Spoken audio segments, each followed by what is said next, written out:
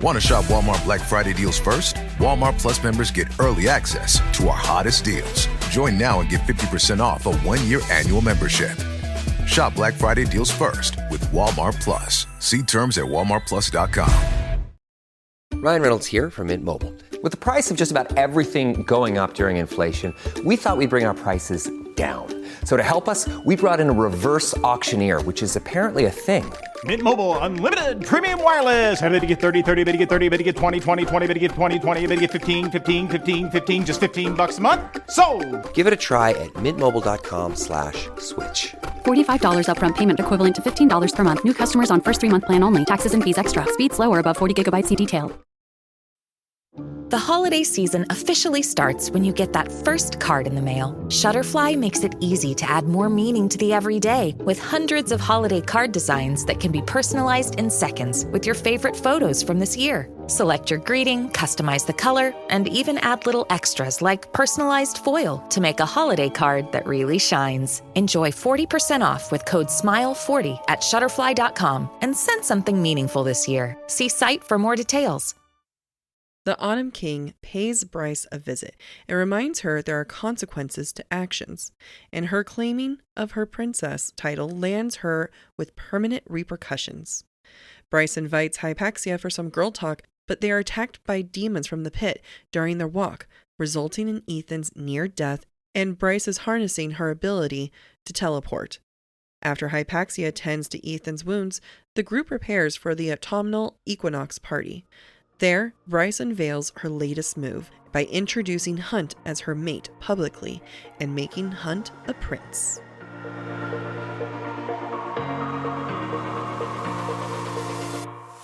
The views expressed by the hosts are entirely their own and in no way represent the thoughts or intentions of the original author. This podcast is a discussion, shared to spark thought and conversation on the characters and themes of this novel. The interpretations presented in this podcast are just a few of many possibilities. Listeners are encouraged to read along and share their own analysis of the text. Though the hosts speak mostly within the constraints of this book, series and extended universe spoilers may be discussed with or without warning. Explicit language as well as themes of sex, violence, abuse, depression, self-harm, and death will recur throughout this podcast. Listener discretion is advised.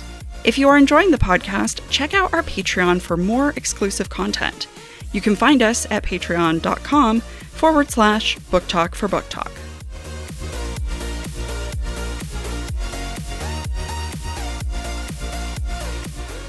Welcome to Book Talk for Book Talk with Jac and Amy, a podcast where we deep dive into the writing of your favorite novels.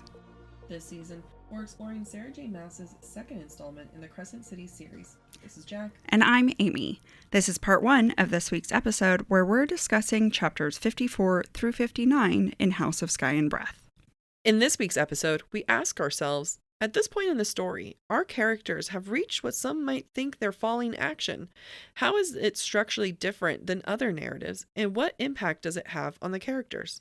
Themes we see in this section include failures and lacking normal. Why does talking feel hard right now? It does. Is it? I'm reading. I'm like, I don't know words. Yeah, the synapses are not firing in my brain. No, not at all. So we're gonna start on that note. I feel like we should just warn people now. Done. Yes, I don't think we've talked or read a day in our life. So we start in chapter 54, and Bryce is talking to her mom about Emil, aka Cooper. Although I think he eventually goes back to Emil. Let's keep our life nice and confusing.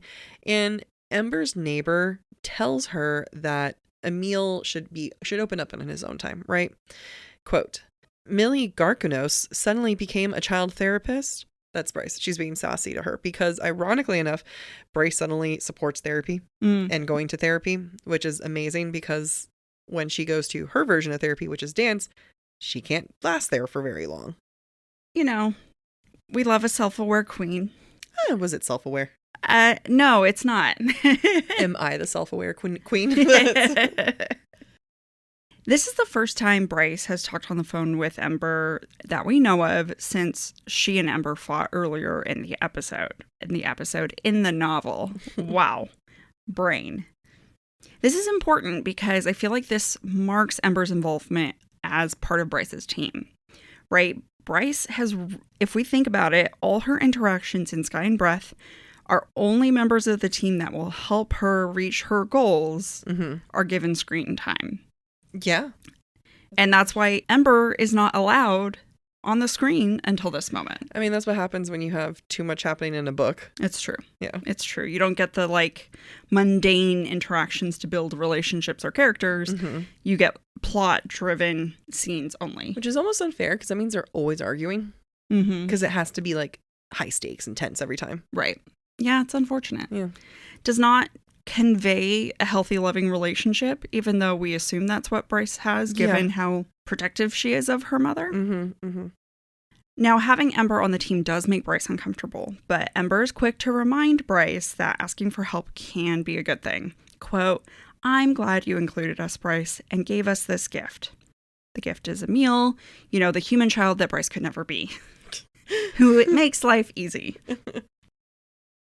I do want to point out, though, even though Bryce and Ember often fight when they're interacting, we do end with hope in this conversation, which is planning a future girls' trip, which I also find very tragic, given we know the direction the plot is about to go. She's about to be named a princess. Her Quinlan surname is being taken away. She's going to end up in Prithian. Look, at one point, they take a trip. Many weeks later. To the north. And to Prithian. Yes. Are they together long? No. No.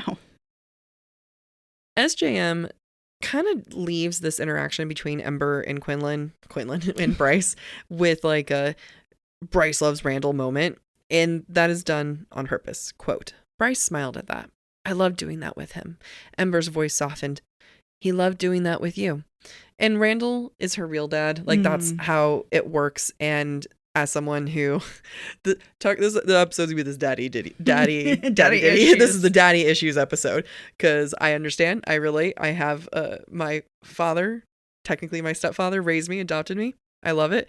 And then you have the Autumn King who arrives, who is an asshole who abandoned her at birth. Another thing to which I understand. We're putting it out there. I don't care anymore. He's a sperm donor. He's a sperm donor who has too much money and doesn't give a shit about their daughter. Am I talking about the Autumn King or my biological father? We'll never know. Oh yeah, I'm still going. The Autumn King shows up and Bryce tells him immediately that the trash goes in the back. So she's coming in hot. And he says, quote, "I see your irreverence has not been altered by your new immortality." As if like humans are too dumb to grasp just how much like he should be revered. You know, like it's almost like, you know, we already know that he views humans to be lesser, which is ironic considering that he was with a human woman and wanted to marry her and had a kid with her. Anyway, whatever. Double standards.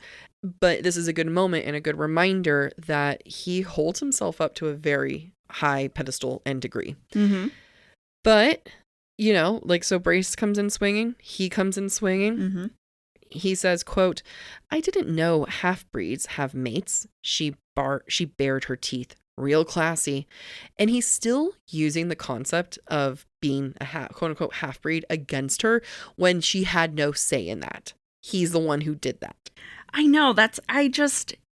You know, at the end of the day, the Autumn King is the one who fell in love with a human. Bryce is the one who fell in love with a Vanir. Yeah. So it's a huge double standard that he's mocking Bryce for being part human, even though he provided his sperm to said human to birth a half human.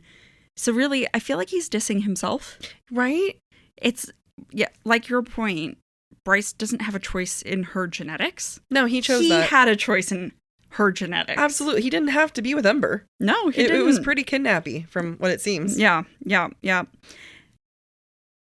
What we're seeing here, from my point of view, is a subtle battle for power through the use of class. Autumn King is trying to put Bryce down for being part human, but Bryce is mocking him for his classiness. He is technically of higher class. He should be more classy, but he actually doesn't act with any class at all. No. Control, though, for the Autumn King is what matters, and he's trying to control Bryce. In order to control someone, you try to control their body. Quote, "Did you not consider I arranged your union with Cormac out of your best interest, the interest of your offspring? You mean your best interests? As if I'd ever let you within 100 miles of any child of mine. The difference is that the Autumn King calls them offsprings and Bryce says child. One is an outcome. The other is family. Yeah. Yeah. And it's the difference between responsibility and nature. And it's just like an offspring is just something that you can kind of like bypass, which is what he does with her. Yeah. And it's what he does with Rune. Yeah. And versus the other one is like, you actually have to kind of give a flying F about. Yeah. And you have responsibility toward that individual. Yeah. I mean, I will say though, initially that quote I just read tricked me. Because I was like, he did do this because he cared. But then he says this, and it also tricked me in my original read. Quote, I want you in Avalon because it's a safe hold. Even the Asteri cannot pierce its miss. And then another quote he says is, I am your father, whether you like it or not. Things changed. I found watching Micah harm you to be unsavory. Like I initially I was like, he's a good man, Savannah. Like he's just trying to be there for her and he doesn't know how. No, let's not let our past mistakes guide us here. He is still a shit because it's not about caring, it's about ownership, right? Micah hurt what was his. The Asteri might want her and she is his. It's not about like, hey, I really want you safe. I want you to be away from here. It's like, I want you to have offspring and I want them to be my dynasty and I want them to be, you know, starborn and safe and away from them. It is like putting a precious object in a literal safe. That's what he's trying to do to Bryce. And really, if we think about it, this whole conversation reads as really cold and emotionless. Yeah. And that inability to communicate his feelings, because there are none, should be a clue that no, he doesn't actually care about Bryce. This is performative. This is about his investment in her. His sperm was an investment in starbornness. Yeah. So that's what he really cares about. And his actions and his feelings of entitlement towards owning Bryce and her offspring is like prevalent here. Just to remind us again that the Autumn King is not a good male, not a good father. He mocks Bryce for her fears related to him and is quick to blame Ember for feeding those fears. He says, quote, is that what prompted you to hide your gift all these years? Concerned that I do the same, aka murder, to you? Well, we know this to be true because Rune has feared his entire life and knows that one step out of line would cause his death. So we know that Bryce's fear is... It's valid. It's valid. Thank you. My brain. This isn't the episode where we talk. This No.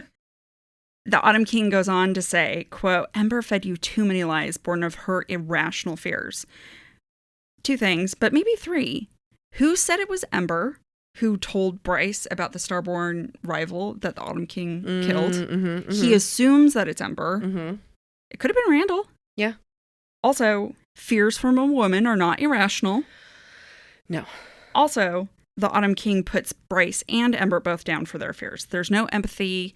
There's no being like, I understand how you might feel that way. However, like there's just, you're dumb. You're stupid. You're irrational. Which is also dumb because he wants them to be afraid of him. Where's the irreverence? Yeah. I see you don't have a reverence for me. Bitch, reverence. Do you reverence?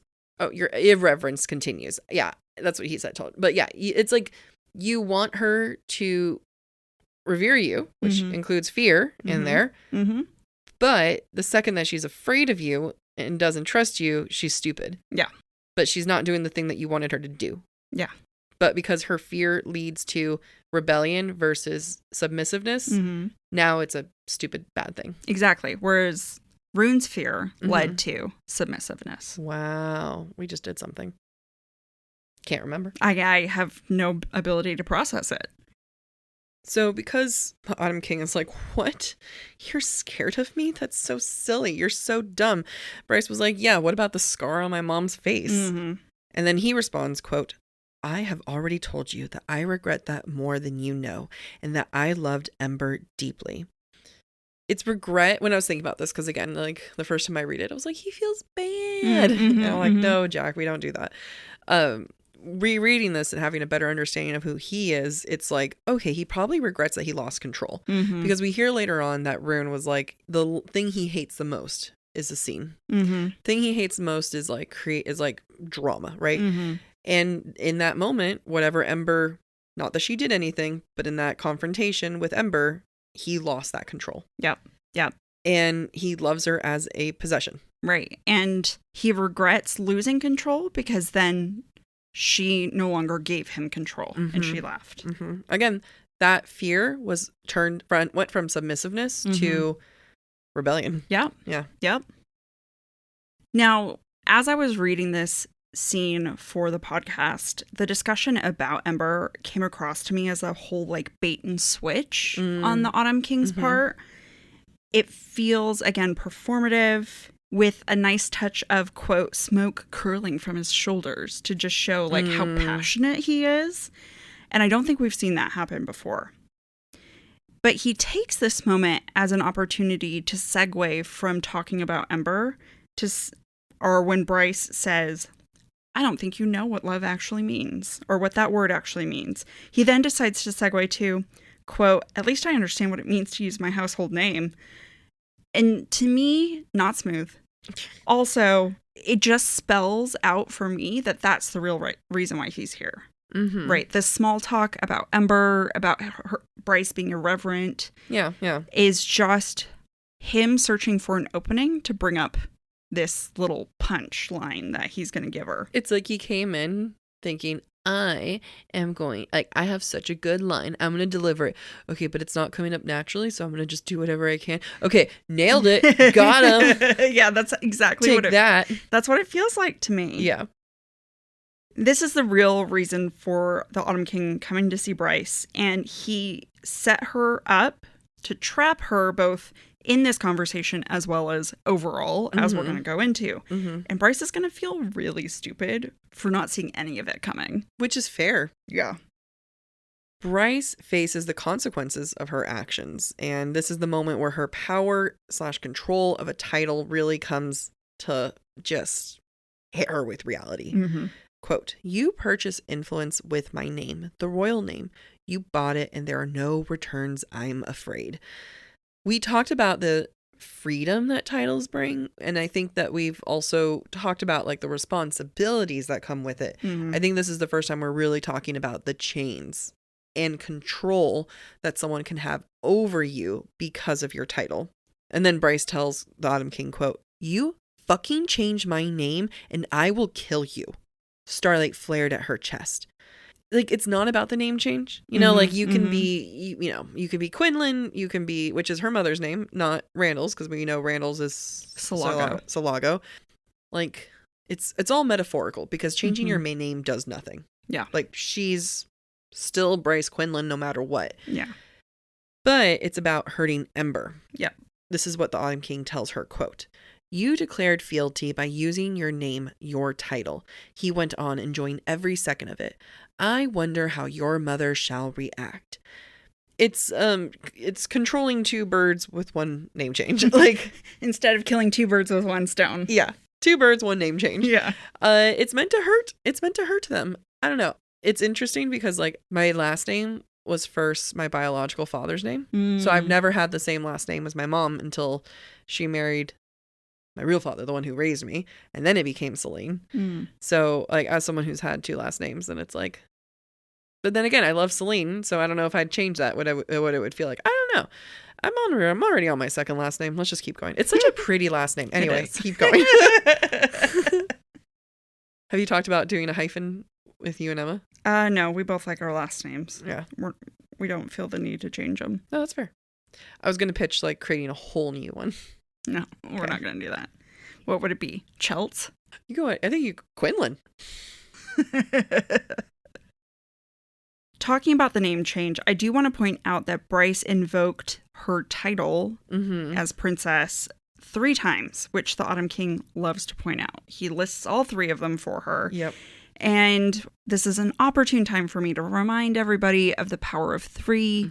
And we're seeing that invoked here. And in a lot of ways, it reminds me of Beetlejuice or Bloody Mary. If you say their name 3 times, you kind of summon them. I mean, you're supposed to do it in the mirror with like a candle. Right. Or Bloody Mary. We're not gonna do that part. But by invoking her princess status, and she does call herself Bryce Dannon at one point when invoking that title, she has summoned the Autumn King and has to suffer the consequences. I mean, it is smart. He let her do that multiple times. Yep. It wasn't after the first time. Not even after the second time. No. By the third time, it's like, okay, you've leaned in. Yep. I do want to note that as Bryce is talking to her father, starlight flares at her chest. Well, the Autumn King is like fire incarnate. Like he's smoking. His eyes are smoldering. There's lots of fire energy going around. It's interesting because from a visual standpoint, we're seeing fire versus starlight. And I kept thinking, I wonder which one's brighter. I wonder which one's stronger. And it's actually going to come up again later. Oh, so just keep that top of mind. I'm excited. It's a big mess, though, what's going on. Like, everything that's happening. And it's just, for Bryce, she missed out. That was such a obvious thing. And I can't remember in the first book if I don't think I predicted it, but once this happened, I was like, oh, yeah. Yeah. I was kind of like, yeah, you did that. Yeah. You went there. And the Autumn King tells her, quote, I have every right, and you had the right not to use your royal privileges, but you chose otherwise. I didn't know. Ignorance is no excuse, and now you're Bryce Adelaide Dannon. I know. It rolls off. This doesn't roll off the tongue. No. The only person that should be rolling their tongues in the Dannon family is Rune. Nice. I can't believe I said that. Why? I believe it. Why am I the way I am? But like, he makes a good point. Yeah. He never forced her. Yeah. No, she chose it herself. She chose this life, and you don't even it's like, Bryce, you can't be like that mad. Like, you didn't know. You didn't know that using his name and title would have repercussions. Yeah. Again, it's such a well done, like, obvious thing. Yeah. Because Bryce prides herself on being able to be 2 steps ahead of everyone, right? I mean, this entire book, she's been 2 steps ahead of everyone with Emil, right? Yeah. And this was a huge overstep. It's a control now. It's a control in her name, her title, and, the whole meaning behind the name Quinlan. It's her mother's name, the woman who got her out to safety. Yeah, and it's unfortunate because Bryce hates consequences. She's so bad with them. She loves to act and damn it all, but, well, shit, when the consequences come full circle to catch up with her, she can't live with it. And we're going to see that when she goes to the ballet studio or to the dance studio later. I was going to put this last part into the breadcrumbs, but as I started writing about it, I was like, I can't resist. I must bring it here. I think it's stylistically so good. At the end of the conversation between Bryce and the Autumn King tells Bryce to be more careful with the Asteri. He says this after seeing the sequence of numbers that were written on Sophie's arm. Bryce thinks, quote, what did the sequence from Sophie's arm have to do with this? Had he known Sophie? She didn't dare ask. The Autumn King paused on the threshold. I know what it is you're searching for. I have been seeking it for a long, long time. Oh, and what is that? The Autumn King stepped into the dimness of the stacks. The truth. The stacks, library stacks, hold books, hold knowledge, quote unquote, hold truth. Yep. But they are dim and dark, and that's the direction he's going because the truth is obscured by the Asteri. Now, he could have stayed to work with Bryce, tried to build a truce, but instead he's going to keep going the direction he's always gone, which is into the dark. Because he wants all that knowledge and power for himself. Yeah. I just thought it was like a beautiful setup. I didn't even think of it. You did great. Thanks. I didn't think of it until I was writing the breadcrumb, and I was like, wait a minute. This is actually... There's a threshold. I need to think about this. Oh my God, we haven't thoroughly thought about thresholds. Not in a long time. They don't exist in this world. What's that? Oh, an ad break. This show is sponsored by BetterHelp. Amy, do you know what scares me more than ghosts? What? Turning 35. My birthday is tomorrow. And those birthday blues are real. So I am so happy to be able to face those fears with therapy. Therapy is so key to getting through those key life moments. And you know what? Some of the moments that aren't key either. They're just moments. I love it because I've always been able to tackle new fears and push myself over the years. And I've been a therapy veteran for almost 10 years now, which is why we are so excited to tell you about today's sponsor, BetterHelp. BetterHelp is entirely online and designed to be convenient, flexible, and suited to your schedule. All you have to do is fill out a questionnaire to get matched with a licensed therapist. If that therapist doesn't work out for you, switch to another therapist at any time for no additional charge. They take the pressure out of finding a new therapist, of scheduling, and that just makes BetterHelp that much better. Overcome your fears with BetterHelp. Visit betterhelp.com/booktalk today to get 10% off your first month. That's BetterHelp, HELP.com/booktalk, BOOKTOK. Fall has officially started here in Los Angeles, and that means we finally get to do fall activities. I have been counting down the days for when I can go to pumpkin patches, maybe even hit up an apple orchard, and I get to do all of it looking super cute in my Quince boyfriend sweater. This weather is perfect for my dark academia vibes, and I'm so excited to bust out my washable silk blouse because you know I'm going to be taking pictures. Quince is known for their Mongolian cashmere sweaters from $50. And that's not all. Quince has so many other amazing things on their website. All of those items are priced 50 to 80% less than similar brands. That includes leather jackets, cotton cardigans, soft denim. Like, my entire fall wardrobe is genuinely turning into Quince wardrobe. By partnering directly with top factories and cutting out the cost of the middleman, we get savings as the customer. One of my favorite parts about Quince is the fact that they only work with factories that use safe, ethical, and responsible manufacturing practices. And they still manage to get premium fabrics and finishes for that, luxury feeling for every item that they have. Get cozy in Quince's high-quality wardrobe essentials. Go to quince.com/booktalk for free shipping on your order and 365-day returns. That's Quince, QUINCE.com/booktalk, BOOKTALK, to get free shipping and 365-day returns. That's quince.com/booktalk. Bryce then is like, this is too much. I need to go to therapy without going to therapy. I'm going to go to dance. And then we're like, wow, this is why dance isn't therapy. Because she has to leave early because everyone's talking about her because of what happened with June. And I might know, this is what happens when you don't go to therapy. You make bad choices. Don't therapy shame people. No, it's the fact that she thinks it's good enough that I therapy shame.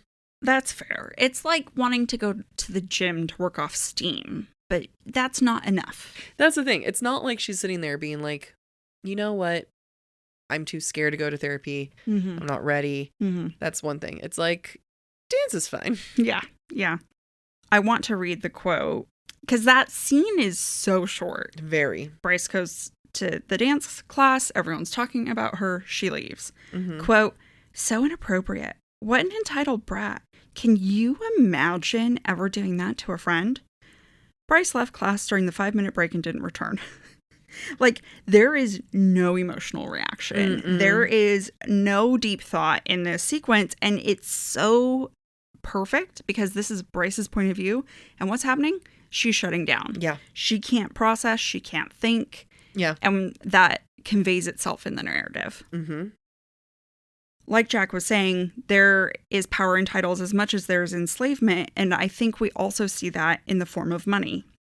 Bryce receives, quote, a sleek black credit card with Her Royal Highness Bryce Dannon stamped on the front. A long golden leash stretched from it to her father and his bank account. She shoved everything into a drawer in her desk and locked it.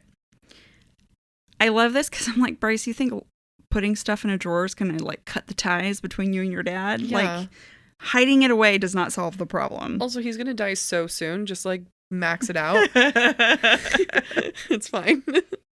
She's also being handed money that she's never had access to before, that she's been denied her entire life.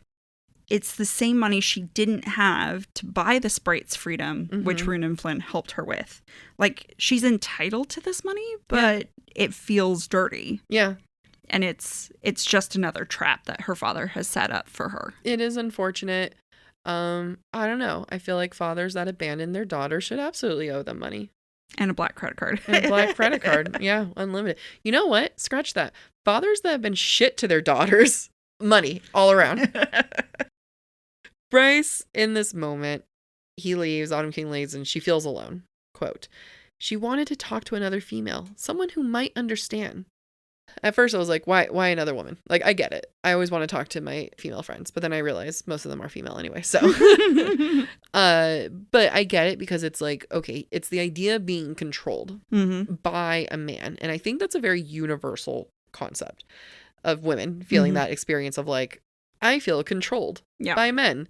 And it's the same thing. Like this is a name given to her by her mother, and she's being controlled by the Autumn King. And I don't know, when it came to this, it's the first time I read it, I had this feeling. The second time I read it and reading this now, same feeling.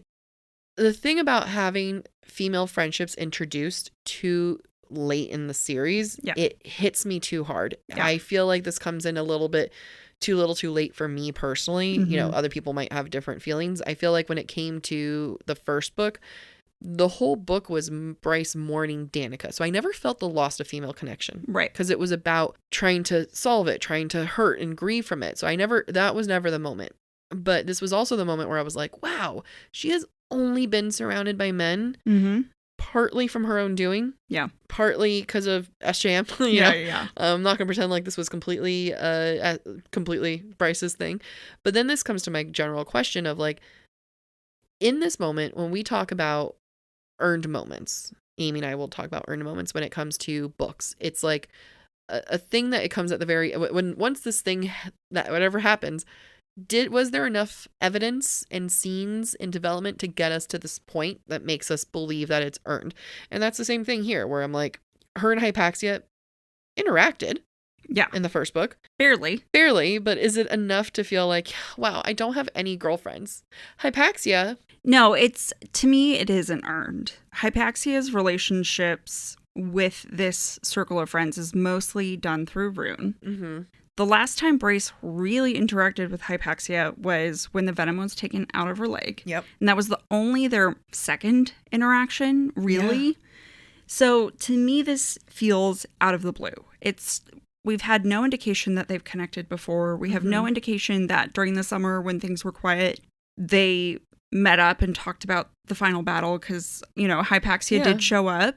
Yeah. But again, Bryce didn't necessarily interact with her. Yeah. And so to my point from earlier, the only people Bryce interacts with are those who will serve her in the moment, because that's all the screen time this book can afford. And that hurts everything else, because it's like, otherwise it gets to a moment and it's like, you haven't done enough to build this connection, and because you don't have time, SJM, to build anything. And then it becomes less earned. And I think that's what makes the book less strong. Yeah, I completely agree. I think it would have been more convincing if Bryce had stopped to reach out to Hypaxia when June got mad at her. Yes. Because she's like, June is mad at me. Fury's not going to talk to me because June's mad at me. So I needed another female friend. And then reach out to Hypaxia. That would make way more sense to me. Agreed. Despite this moment not being earned, Bryce goes forward with it anyway. And she meets Hypaxia and therefore Ithan at a pizza shop. To me, this is a callback in my own brain to the sharing of pizza at the beginning of Earth and Blood between Danica and the Pack of Devils. It's a callback to earlier in this book when Bryce is like, it's pizza night. It's a comforting thing. Yeah. It feels normal. It's the thing that Bryce does with friends. And like I said, last in-person interaction with Danica and Connor, which is ironic because Hypaxia and Ithan are poor imitations of Danica, her best friend, and Connor, Ethan's older brother. Oh, you're right. Hypaxia is showing up for the moment. She's leaning in. She's dressing the part, eating the food of the common people. And Ithan later is going to think her as like cool and modern because of the way she dresses.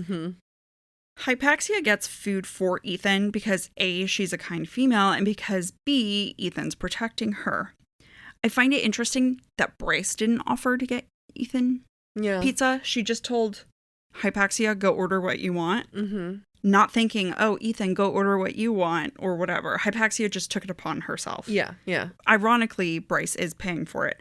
However, Bryce never showed the intention of taking care of Ithan as well. Mm-hmm. Let's also remember, pizza's not a good source of nutrition.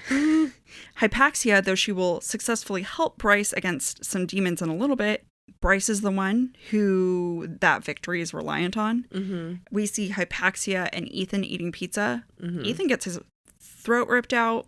Hypaxia later is going to really fail at the magic thing, helping Ithan with Connor. That's what you get for sharing pizza. You know what? Just don't eat pizza. That's the answer. No, it's not. I think what I'm hearing is don't share your pizza. Fair, fine. My point is that I feel like pizza always seems to foreshadow failure. No, you're right. Everyone who eats pizza almost dies. Yeah. In this book. Yeah. So just FYI, folks. If you're a main character, don't eat pizza. God, you're making me choose between being a main character and pizza? Yeah. Do cheese sticks count? I don't know. Okay. SJM has not revealed that truth to me yet. Bryce tells Hypaxia that Bryce is officially a princess, and Hypaxia doesn't quite automatically react the way Bryce would expect. Yeah, she's like, uh-huh. And I take that to mean it's a bad thing based on your reaction. You can tell she's really been raised by dead people. Yeah, it's so true. Bryce says, quote, I know you're pretty much a stranger and that you were born into your title and never had the choice to be normal, but I feel like I'm drowning here. Hypaxia responds, why do you think I came here this spring? I wanted to be normal, if only for a few months. Now, they might have had different backgrounds and different paths, but ultimately both were raised by their mothers and want to be normal, which in my mind right now means tapping into their human side, their human self, rather than be the full veneer that society expects them to be. Yeah. Bryce, though, is upset about the name change, right? But I think she's more upset about not being clever. Quote, most people wouldn't get it. They think, oh, poor you have to be a princess. But I've spent my entire life avoiding this male and his court. I hate him. And I just walked right into his clutches like a fucking idiot. What I like is how right she is. Mm-hmm. You know what I mean? Like, she did walk into it. Yeah. It is so obvious. It's it's almost, I don't blame her, but like, it's kind of like, well, you did do that, you know? So it's hard to blame her. And she doesn't like not being the smart one. Yeah. Yep. Which is a shame. I mean, like, I'm not saying she deserves this, obviously, but, you know, but it's also like, no, never mind. I take it back. I was about to be like, it's just a name change. No, he has the right to control her. That's part of the whole thing. Right. He is her property. And just like you said, when you were a child, you didn't have the same name as my mom. As your mom. Yeah. And that was important to you. It was important to me. The fact that I wasn't stopped by security is also interesting. Was definitely a different race than that woman. We had a different last names and everything. And people just let me go on the airplanes. It's for the best. She was my mom. Poor Maria. She never listens to this. Hypaxia then starts talking about her childhood and Lydia's childhood. Quote, my mother never told me the details of how they came to breed, why she agreed to it.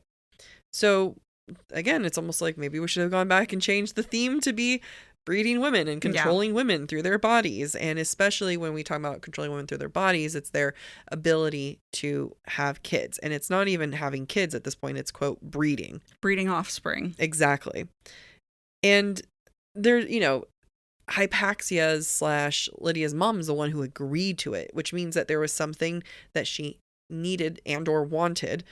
So in order to get that, there probably was a negotiation to have this child. Mm-hmm. And that's like another form of control. Mm-hmm.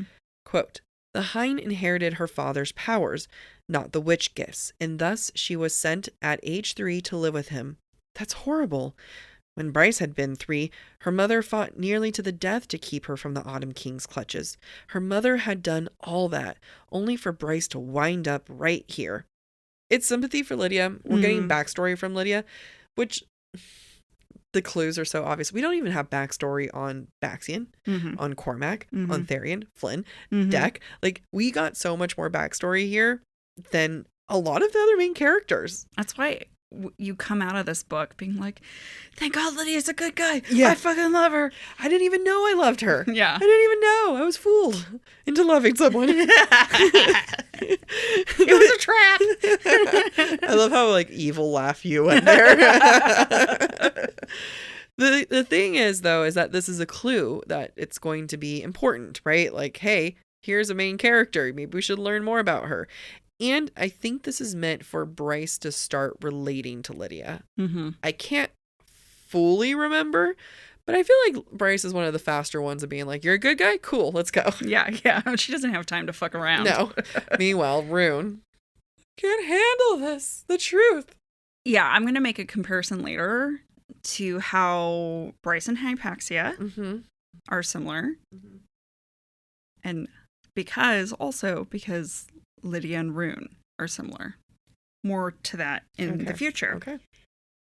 The information about Lydia in this sequence is super important when you think about it in relation to who she is as Agent Daybright and the future sequence we're going to see between her and Rune. We've seen Day slowly start to become skittish around Rune. And soon we're going to see her try to extract herself from him. Maybe it's because her mother abandoned her at 3 years old. Maybe Lydia has a fear of abandonment by those she loves. And then was forced to partake in said abandonment that she didn't even want to do. Yeah. She had to reproduce that abandonment for her own children. She was taken to a father who brutalized her, and then given to the Asterian Pollux who assaults her regularly. Maybe we give her a break. Maybe she's got issues. Yeah. Bryce realizes that Hunt has a new title. So through all this conversation, and Hypaxia is kind of the one that points it out. And then Bryce says, quote, "Oh gods, Hunt is a fucking prince? He's going to go ballistic. He'll hate it even more than I do." She laughed again, a bit hysterically. I think she needs the idea of Hunt losing it to cope through this. You know, like, I feel like we actually find out that he doesn't go ballistic. He's more of like, what bullshit? Okay. Yeah. But he even tells her, like, hey, I can handle this, but are you okay? So I think in this moment, like, her kind of laughing hysterically is just kind of like oh, please. I need someone else to hate this more than me because I'm losing it. Yep. I'm at my breaking point. I want someone else to be at their breaking point too. Yep. Also, like, so they're walking, talking, just girls chatting, and they talk about Hypaxia's love life. Quote, "You're seeing someone?" Bryce asked, brows lifting. "No, the relationship wasn't possible anymore.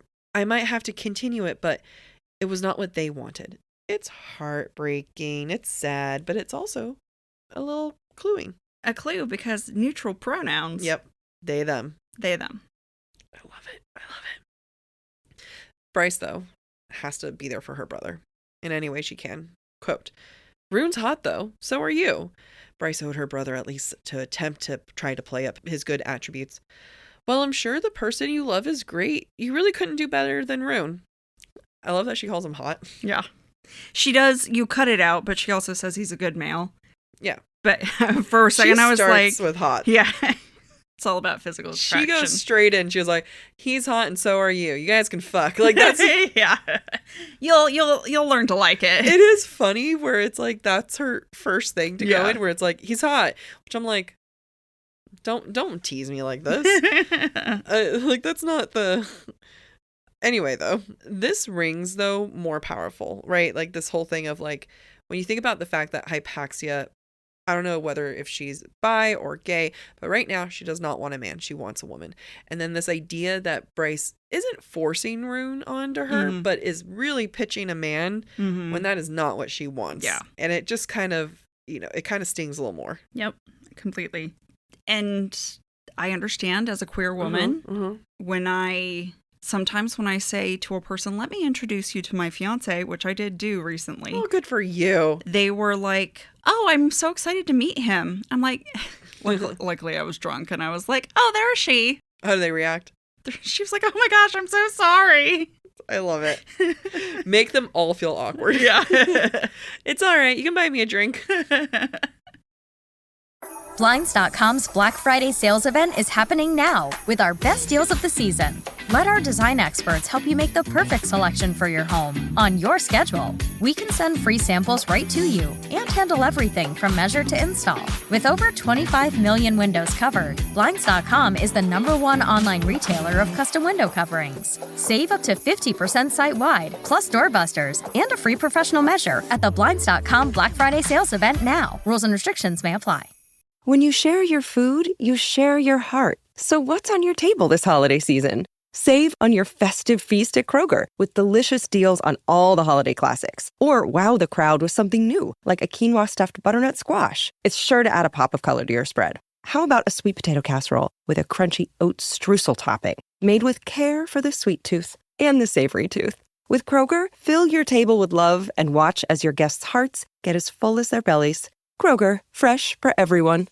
So Hypaxia says something kind of interesting here. But before I go into what she says, I want to remind everyone that in the course of this book and in the course of the last book, we've been hearing more and more about everyone losing power, right? The Autumn King says it like, we used to be so powerful, now we're not. We've heard the River Queen say it. Mm-hmm. We've heard the Prime say it. And now we're hearing Hypaxia say it. Quote, "For generations now, mighty bloodlines have run dry, magic withering." And it was there the whole time, that they're just not as strong. I love it because it shows you how much forethought was put into the plot line of Flame and Shadow. Yeah.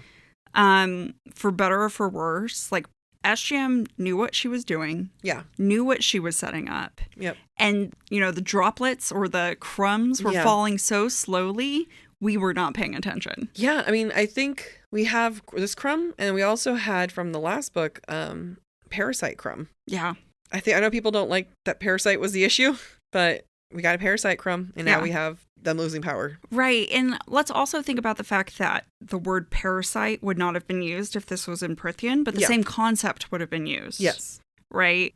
Bryce is using teleport instead of winnow because that's what her modern language understands. Talk about that? The language between teleport and parasite? We haven't. I don't think we've really talked about it. Did I see a TikTok? I've literally had this. Either we might have had this conversation in my dream. Oh, yeah, or I saw a TikTok. I don't know, but it was like literally the conversation of like teleporting and parasite is just so modern that it takes us out of the fantasy. Yep. And it's asking us to be fantasy. Oh, yeah. Why are we?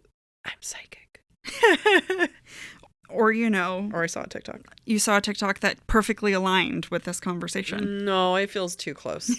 Too close? Mm-hmm. But what you said is exactly right. We don't like the idea of parasite, but if this were Prythian, SGM would have come up with a different word. Yeah. But because Bryce is in Lunathian, this is an urban fantasy. It is supposed to be like our world. Mm-hmm. They're going to have cell phones. She's going to be able to teleport. It's too jarring.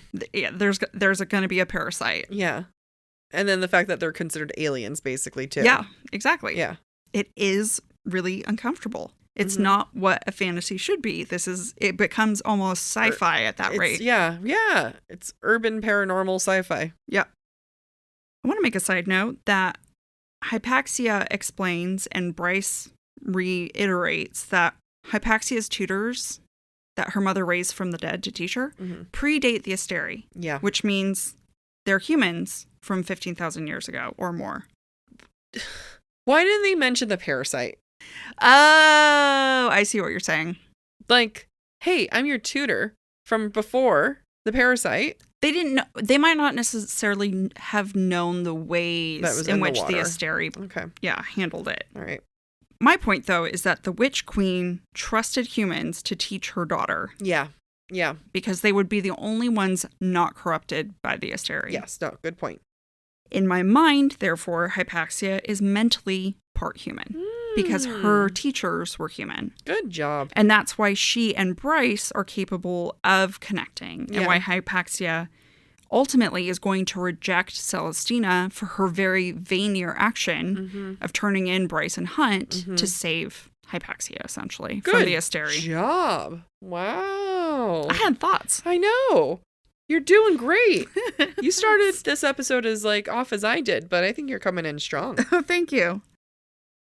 This gets to my point then that Hypaxia of now is like Bryce was at the start of this book. When Bryce asks why Hypaxia doesn't tell everyone what Hypaxia has learned from her dead friends about the bone quarter and how the dead are ultimately fed to become second light, Hypaxia says, quote, "Who would believe me? Do you know what the Asteria would do to me, to my people? They would slaughter every single witch to punish me. My mother knew it as well, and also chose not to say anything. If you're wise, you will not either." This was essentially Bryce. Yeah. She was like, the Asteria are out for me. Let's just lie low. Yeah. It doesn't matter what we know. We're just here for a good time, not a long time. Yeah. Or we're here for a long time, not a good time. I don't know which one in this case. Hypaxia's accepted fate. She's just like, this is the way the world is. There's nothing we can do about it. She's been raised by dead people. Right. They're bummed out. Right. They're dead. Her mother has been complacent this entire time as well. Absolutely. Up until her death. So, again, I think we're seeing this kind of mirror of Hypaxia mirroring who Bryce was at the start of this novel. Bryce has gotten a little bit further along in her journey. But I am interested to see how much Hypaxia continues to follow Bryce's journey on her own. Yeah. Which I think also explains her connection with Ithan. Her connection with Ithan, but also how important it is for Hypaxia to contribute to the end of the Asteria. Because she's on a similar journey with Bryce. Yeah. I will also say that this sentiment foreshadows the Asteria retaliating against Bryce and Flame and Shadow and ultimately killing a bunch of humans because of Bryce's actions. It's just like what Hypaxia is afraid of. Yeah. I'm ashamed. I'm not ashamed. SJM should be. No, it's a shame that we don't get more Hypaxia. I have a theory. Is she going to be a big feature, you think, in the next one? Mm-hmm. Oh, good. Are you going to tell us your theory later? Yes. Good. So Bryce and Hypaxia are still walking. They're chilling. And then, quote, Bryce blew out of breath. "Well, this was the most depressing girl talk I've ever had." And then Hypaxia says, "It's the first girl talk I've ever had. Normal girls dish about normal shit. You and I are not normal girls. No, they weren't. They were a queen and a princess meeting as equals." And maybe that's why Bryce doesn't have female friendship, because there are no equals who actually match her. You know, Danica was super powerful, and then you have Fury and Juniper, and both of them are just kind of doing their own thing. And maybe this is what SJM is trying to be like, wow, Bryce has yet to meet a peer. But it's you could have tried harder. Yeah, I would almost argue that Bryce isn't willing to get along with females unless she views them as her peer. I agree. I didn't want to blame her that way, but yeah. I'm going to. Okay. Danica was her best friend. Danica was basically prime apparent, right? Everyone believed Danica was going to become prime over her own mother. And then look at Fury and Juniper. Fury's this badass mercenary. Makes sense. There's a lot of mystery about her. There's probably a lot of unknown identity. Okay. June is the only normie. Yeah. And really, Fury sides with June all the time. Yeah, yeah. And they're not around a lot. So really, it's just Bryce and Danica. Yeah. So now we're in chapter 55. I can't believe it was all one chapter. I know. This does not bode well for us. The first half of the episode, for part 1, was just an entire chapter. God willing, we finish this in the next hour. So Ithan is attacked. His throat was ripped out. Not great. This isn't a good start for him. And that makes Bryce freeze completely. Quote, "Her body couldn't move. Shock. She knew this was shock." It's a great example of PTSD. She's in shock. And this is the first time we've seen her freeze up like this. Yeah. She is super out of sync with her warrior self. And it's very different. It's very off-putting from what we know her to be capable of from Earth and Blood. I also want to point out, when's the last time we saw Bryce with a gun that she actually used? That sounds familiar. CC1? I feel like it was during Earth and Blood. Yeah, yeah. Which was also the last time she considered herself really human. I think it's important that we're going to see Bryce use a gun when fighting these demons. She's on a pendulum right now, right? She's swung as far as she can go into Fae Princess.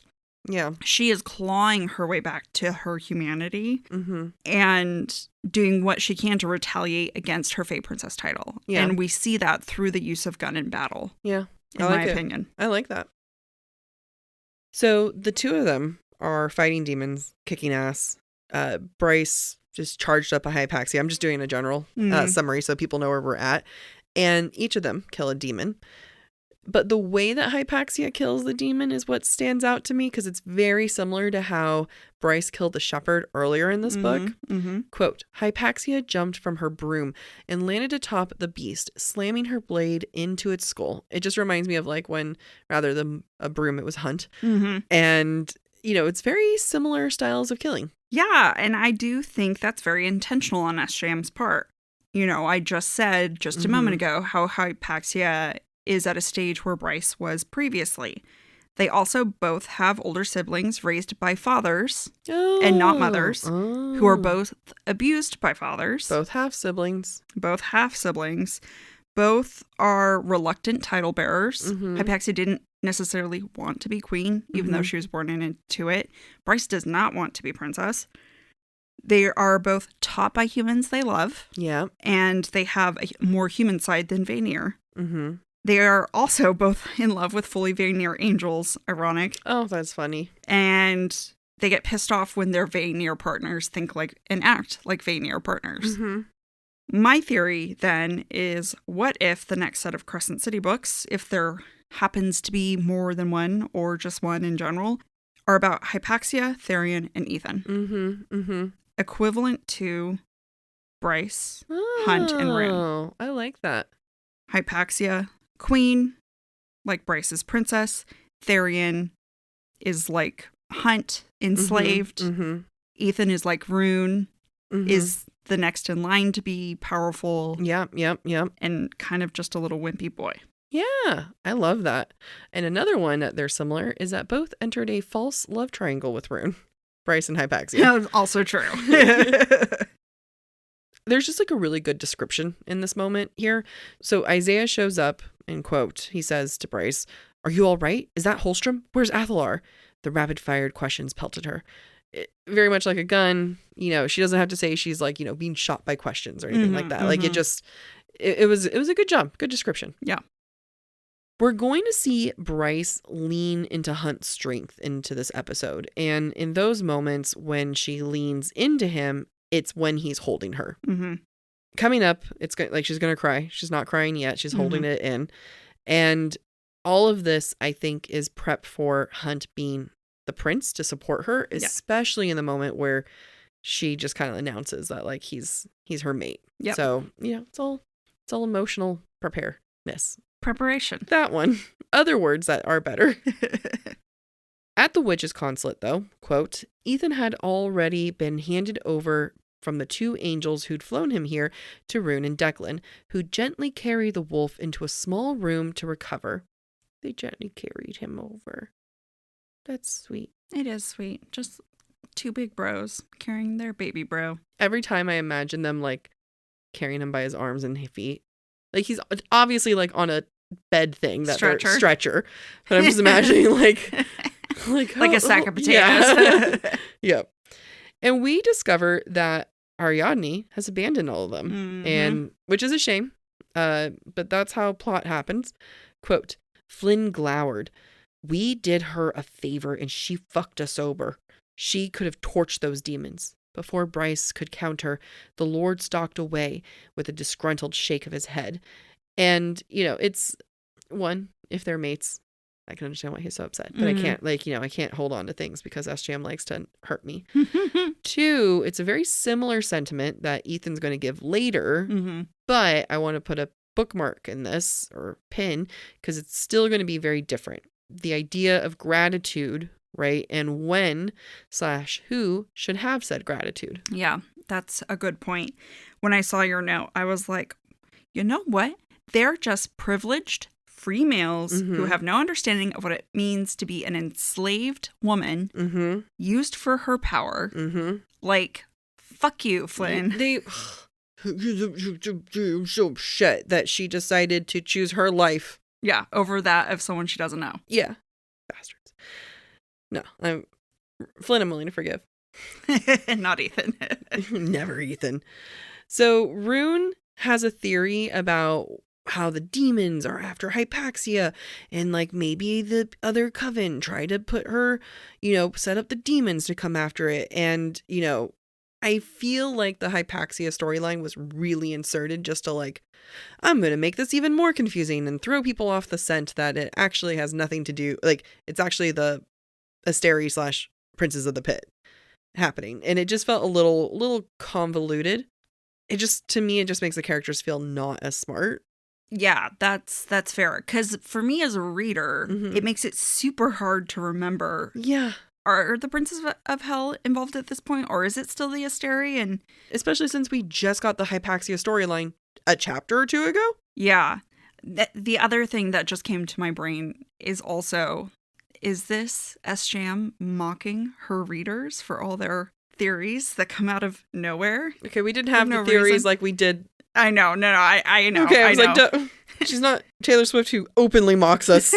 Not yet, at least. I don't know. That felt, it did. I was like, yeah, this is like us when we were trying to figure out what was going to happen in Flame and Shadow. Absolutely. Bryce is all bravado in front of everyone, and it's jarring because initially I was like, bitch, you were just in shock. What are you doing? And then I was like, oh, wait, no, it's an act. Mm-hmm. Duh. Especially when you consider that she really could not move or anything, and now she's all talk. Quote, Rune echoed Hunt's words. We got lucky tonight. You got lucky tonight. Bryce winked at Hunt. And I plan on getting lucky again. Gross, Rune said as Declan snickered. Bryce is using sex as a distraction right now, but also grounding. Like, I'm sure she has no doubt that she wants to sleep with Hunt because it's a very grounding act for her. Yeah. But also, it's able to make people ignore what you have to say if you're your brother's harassing you and you make a sex joke. He's like, I don't want to talk about this. Please go away. Yeah. Another quote, though. Hunt ground out. Those were fucking death stalkers. And I dealt with them, she blew on her fingers as if cleaning off dust. All in a day's work for me. Okay, like I said, it's still very jarring, but she's doing this in front of everyone because she feels like she needs to be brave.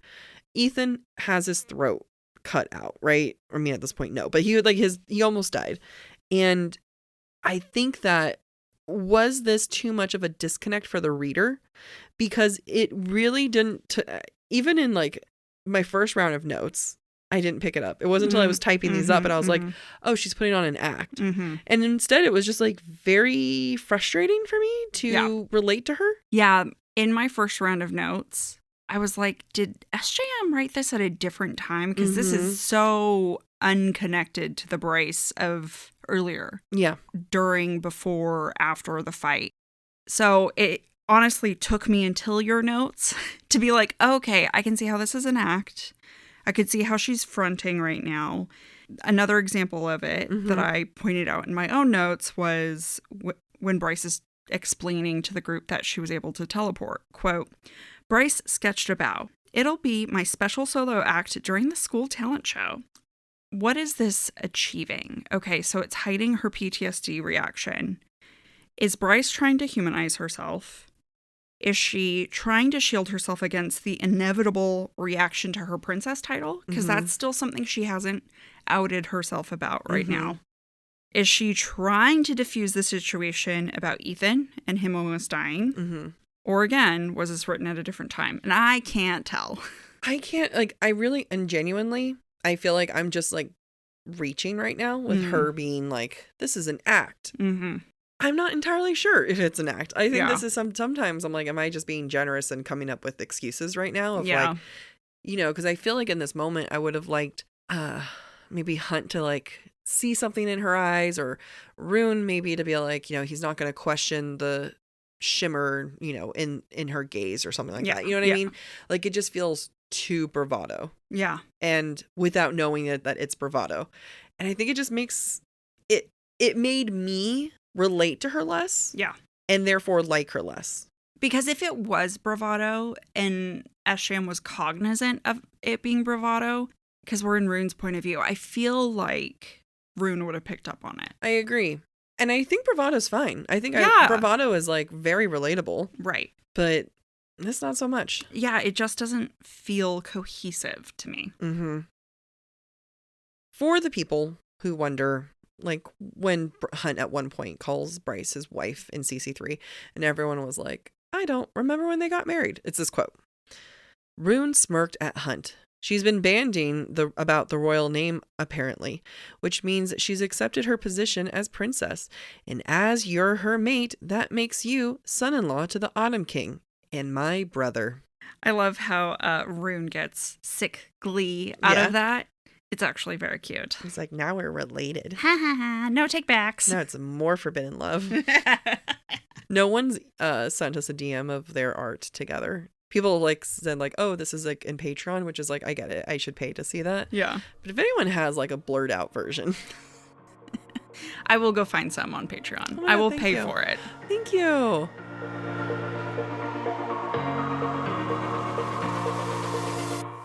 Thank you for listening to part 1 of this week's episode of Book Talk for Book Talk with Jac and Amy.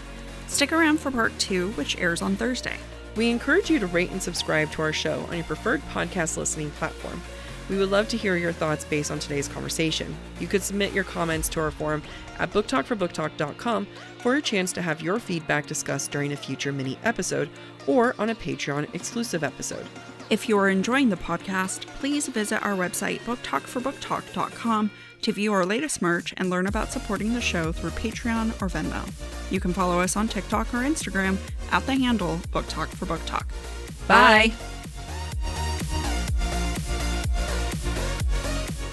Why have our brains just chosen death today? I don't know. Like, we had thoughts before this. We were talking. I know. It was a normal conversation. Have we not had enough caffeine today? I had iced tea. I don't know what's going on. I don't know either. I don't know. Maybe we need to hydrate. All right. I'm going to hydrate. I'm actually kind of chilly. It's nice to be cozy. It's going to become the cereal. That's all. Because the video doesn't matter. The video doesn't matter.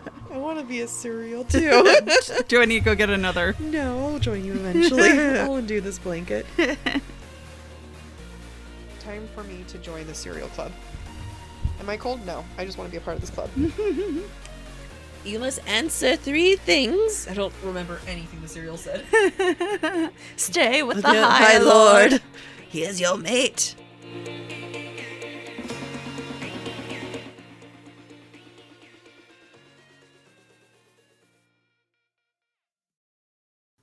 Fall has officially started here in Los Angeles, and that means we finally get to do fall activities.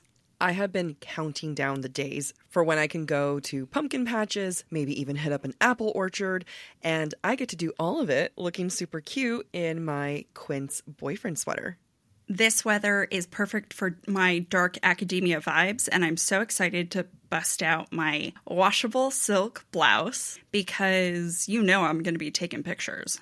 Quince is known for their Mongolian cashmere sweaters from $50. And that's not all. Quince has so many other amazing things on their website. All of those items are priced 50 to 80% less than similar brands. That includes leather jackets, cotton cardigans, soft denim. Like, my entire fall wardrobe is genuinely turning into Quince wardrobe. By partnering directly with top factories and cutting out the cost of the middleman, we get savings as the customer. One of my favorite parts about Quince is the fact that they only work with factories that use safe, ethical, and responsible manufacturing practices. And they still manage to get premium fabrics and finishes for that, luxury feeling for every item that they have. Get cozy in Quince's high-quality wardrobe essentials. Go to quince.com/booktalk for free shipping on your order and 365-day returns. That's Quince, QUINCE.com/booktalk, BOOKTALK, to get free shipping and 365-day returns. That's quince.com/booktalk.